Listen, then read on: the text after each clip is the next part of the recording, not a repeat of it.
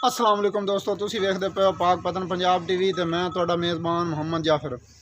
दोस्तों सब तो पहले साडे चैनल नूं करो सबसक्राइब, बैल आइकन का बटन दबाओ ताकि हर नवीं आने वाली वीडियो का नोटिफिकेशन तुहाडे तक आसानी पहुँच सके। तुसी वो वीडियो वेख सको, जानवर पसंद कर सको और ख़रीद सको। डेली की निस्बत अच्छे और प्योर नीली दे जानवर मज्जां जोटियां गावां लैके हाज़र हो जाए।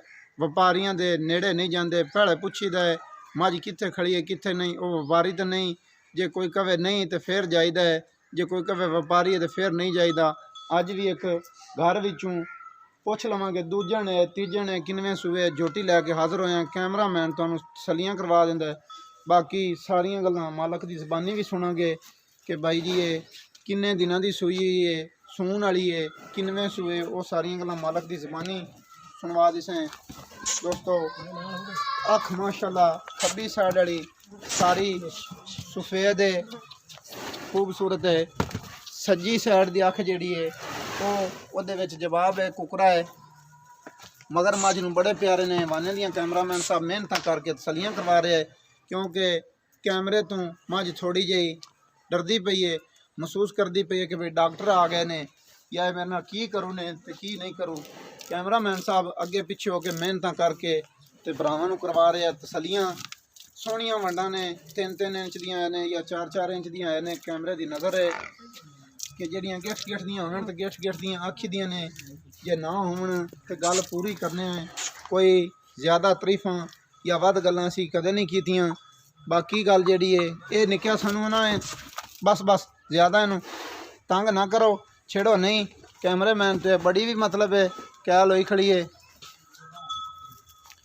कैमरामैन साहब पिछा सिर्फ एक बारी होर विखा दिओ ते मुड़ बाकी गल्लां सारियां मालक दी ज़बानी सुन लैने ते पुछ लैने। बच्चा ही कैमरामैन साहब तसली नाल विच विखा देवीं, क्योंकि मुड़ इहदे तो हो जाइए आप थोड़े जे दूर। निक्किया इंदा एक बारी मूँह पिछा करवा दे कि कैमरा वाला तसली करवा सके कि चड्डे दे विच कोई फर्क, कोई वाधा घाटा, कोई बाणी तो नहीं रखती। अगे हो माई दे अगे हो।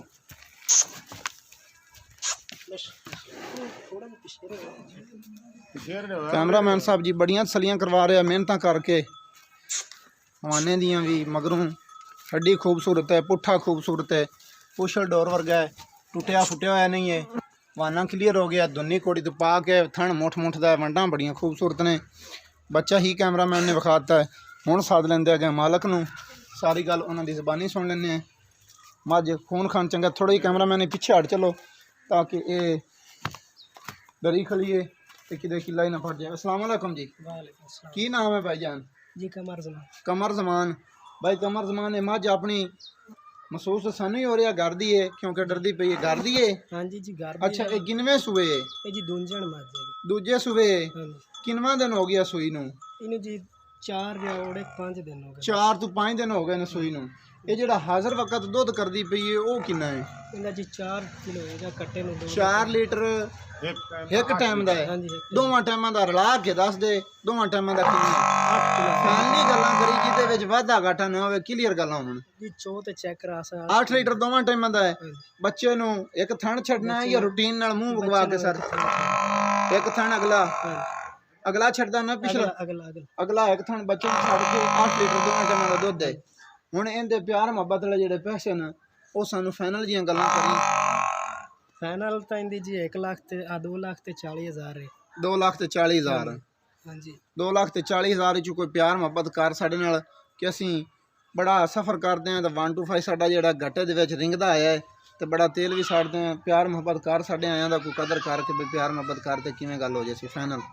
फाइनल गल है जी 5,000 रुपया तुहानूं होर छड्ड देना इस ते। 5,000 रुपया होर छड्ड दे सी। ठीक है दोस्तों, दूजण मझ 8 लीटर मालक फैमिली दुध दसदा पिया। बच्चे ने दो मूँह गवा के थले वाला की है कट्टा है थले कट्टा 5 तो 6 दिनों की सूई हुई है। दूसरे बारे सारियां गल्लां मालक की ज़बानी सुनवा दित्तियां ने। उस तो बाद नंबर है साडा 0342 27 547। कैमरामैन साहब एक बारी मझ नूं फिर नज़र वगवा दिओ ते दोबारे करवा दिओ तसल्ली मझ दी।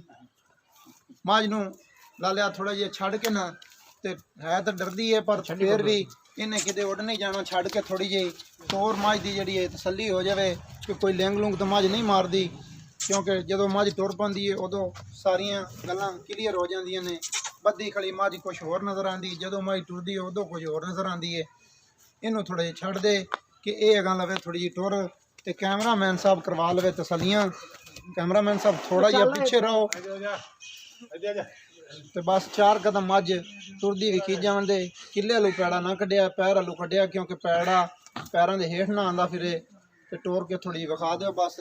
ਸਾਈਡਾਂ ਦੀਆਂ ਮੰਨਾਂ ਦੀ ਕੈਮਰਾਮੈਨ ਸਾਹਿਬ ਤਸੱਲੀ ਕਰਵਾ ਰਿਹਾ ਮਾਸ਼ਾਅੱਲਾ ਜੀ, ਬੜੀਆਂ ਮਿਹਨਤਾਂ ਕਰਦਾ ਕੈਮਰਾਮੈਨ। ਲਓ ਜੀ ਮੱਝ ਨਿਕਲ ਗਈ ਹੈ ਬਾਹਰ, ਅੰਦਰ ਆਣ ਦਿਓ। ਇੱਥੇ ਕੈਮਰਾਮੈਨ ਸਾਹਿਬ ਜਦੋਂ ਆਵੇ ਕਿੱਲੇ ਤੇ ਆਂਦੀ ਨੂੰ ਥੋੜੇ ਅੱਗੋਂ ਨਿੱਕਿਆ ਵੱਲ ਹੈ, ਤੂੰ ਥੋੜੀ ਉਹ ਨਾ ਹੋਇਆ। ਠੀਕ ਹੈ ਜੀ, ਹੁਣ ਮੱਝ ਜੇ ਮੈਂ ਤਾਂ ਨਾ ਕੈਮਰਾਮੈਨ ਆ ਜਾਣ ਦੇ ਕਰੀ ਥੋੜੀ ਫਿਰ ਤਸੱਲੀ ਕਰਵਾ ਲੈ, ਕਿਉਂਕਿ